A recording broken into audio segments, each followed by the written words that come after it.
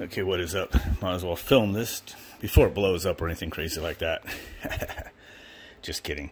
So, one goal of my solar powered AC unit that runs off of utility with solar assist, I wanted to switch over and run completely off of solar when the sun, is at an appropriate angle and it can provide all the power to run the AC.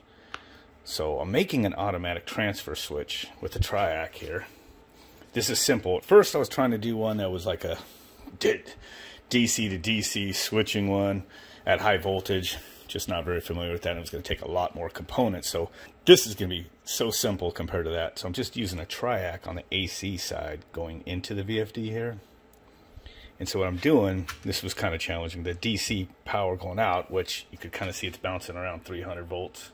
It's dropping down a little under 300 and it's shooting right back up. And I'll show you why. It's doing the transfer here. So this is a little voltage divider with some big resistors there.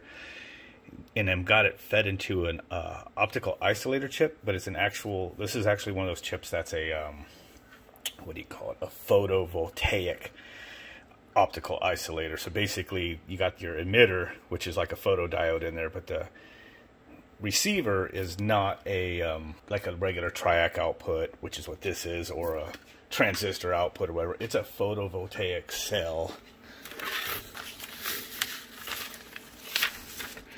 And I have a lot of paper here. It's this one, I believe. This is the chip right here. So the output is photovoltaic, which basically is what you have in your solar panels.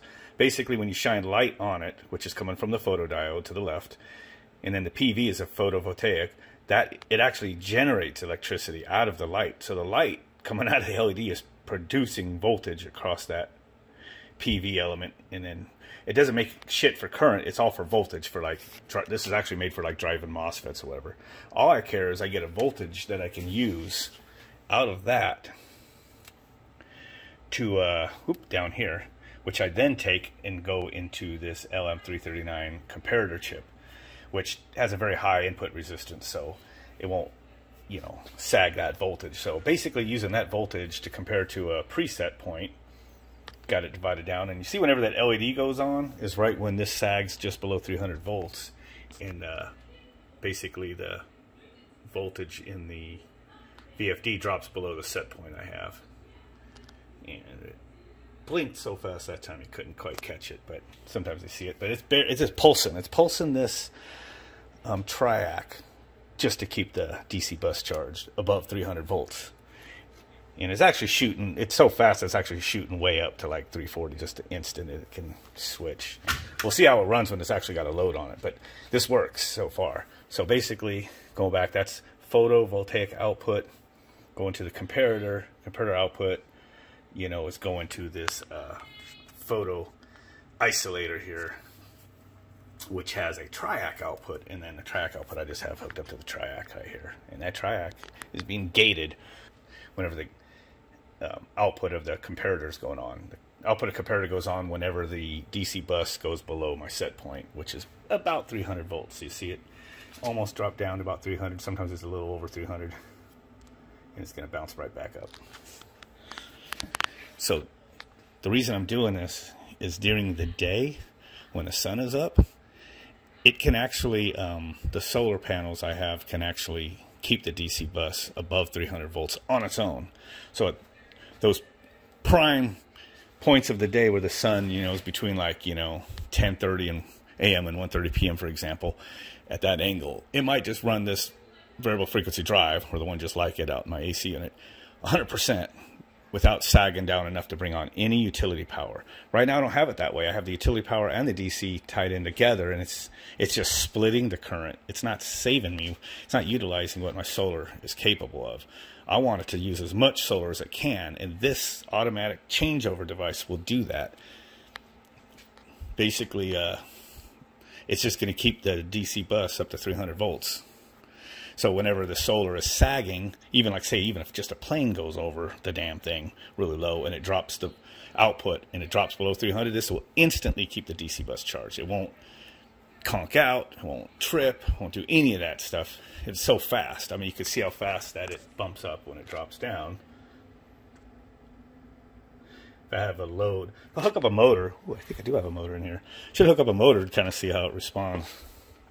Then we can actually see it charging up. Because right now it doesn't have the solar panel hooked up. It's just, it has the bleed off resistors inside that are draining the capacitors in the DC bus.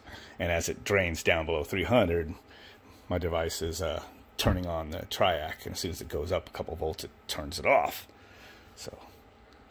So far, this setup should work. I should be able to just finish the connections going to the TRIAC and make a little harness here, which I have right here. I should be good. Okay, I have this motor that I've had in my garage. I just use it for testing. It has a bad bearing in it, so it's going to sound awfully choice. But so it's going to put a little bit of load on it. The motor's not doing any work, but should be able to fine-tune this a little faster.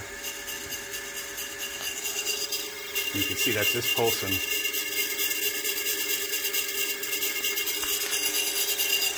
Should be able to lower this just a pinch if I want.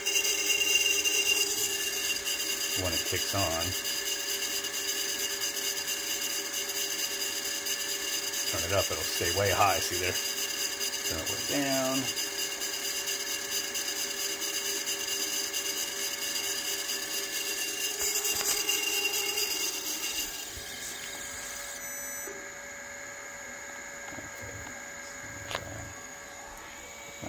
My setting there.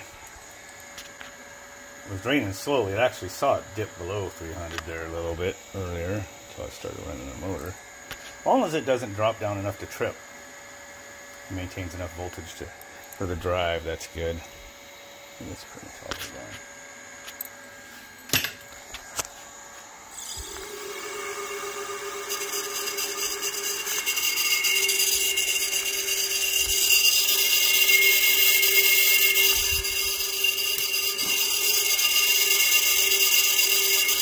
So right now, the utility power is only being supplied when that LED blinks.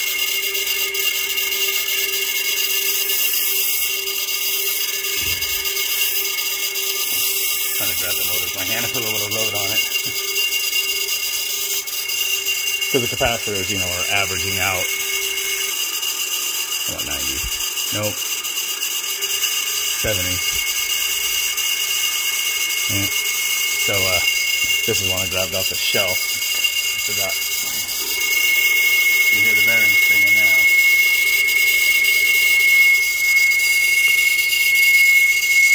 And of course, if I unplug the gate, it's going to run the batteries down.